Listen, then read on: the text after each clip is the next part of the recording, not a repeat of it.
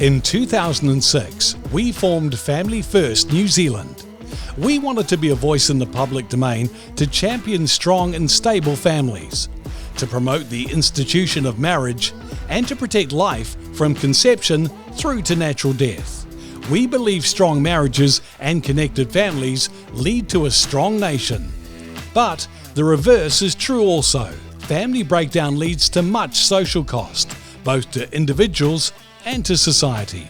Family First quickly became a household name, advocating for families and speaking common sense and values on a broad range of issues in New Zealand. One of the major left-wing blog sites in New Zealand, The Spin-Off, who would disagree with most of our views, wrote this about us. They participate in politics in a way other advocacy groups can only dream of. The group also boasts a genuinely nationwide presence, a machine that's been so influential in shaping and driving conservative politics in New Zealand. The last couple of years have been massive, including the referendum on euthanasia and the referendum on cannabis, which Family First primarily focused on. Plus, there was the introduction of one of the world's most extreme abortion laws. The birth certificates legislation, which ignores biology in favour of gender ideology and allows you to change the sex on your birth certificate.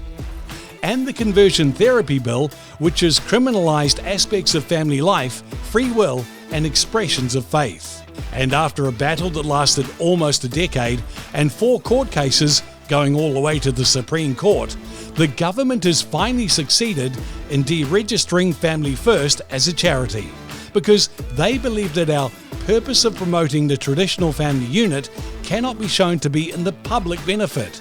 In other words, they don't like our views on family and marriage. The Supreme Court has ruled that Family First does not qualify for charitable status. Family First has never backed away from the fact that we back a Judeo-Christian value, and that is that marriage has always been defined as one man, one woman. There are other forms of relationships.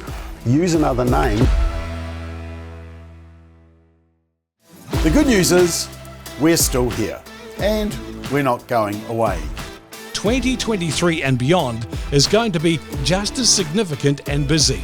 Family First is empowering parents to push back against the radical and extreme gender ideology and sexuality education, and the divisive critical race theory being indoctrinated in schools. Continued attempts to liberalise our drug laws. Hate speech laws and the need to protect religious freedom, specifically Christian beliefs, which are the obvious target. Our call for an inquiry into the public health harms of pornography and age verification on porn websites. Ongoing advocacy work and research in the areas of marriage and families. And continued monitoring of the abortion, euthanasia and conversion therapy laws. It's also an important election year. We'll be publishing our very popular Value Your Vote guide for the general election.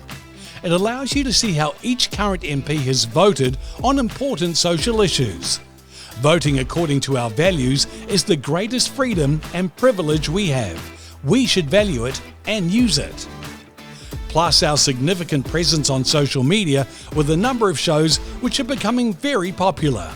Family Matters, hosted by a number of presenters and commenting on a range of issues, including hate speech laws, crime and violence in our community, sexuality education and gender ideology, critical race theory, media bias on key social issues, and puberty blockers and gender confusion in our young people.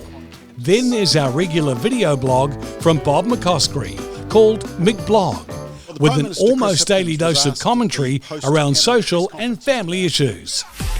And our new and very popular weekly political analysis show, Straight Talk, with a panel of guests who are unashamedly and unapologetically social conservatives.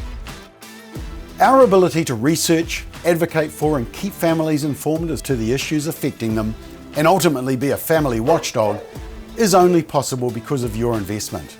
We don't receive a cent of government funding, and we wouldn't even take it if it were offered. Ultimately though, we want to be a voice for you, for the issues that you care about. We trust that you'll appreciate our common sense, researched and credible approach to the many family and political issues in the media and public domain this year. Join the grassroots movement to promote marriages, life, family, and freedom. We will continue to be principled and bold in our promotion of the socially conservative values and laws which you also strongly believe in, and which have benefited our society for hundreds of years. Stand with us as we stand for families.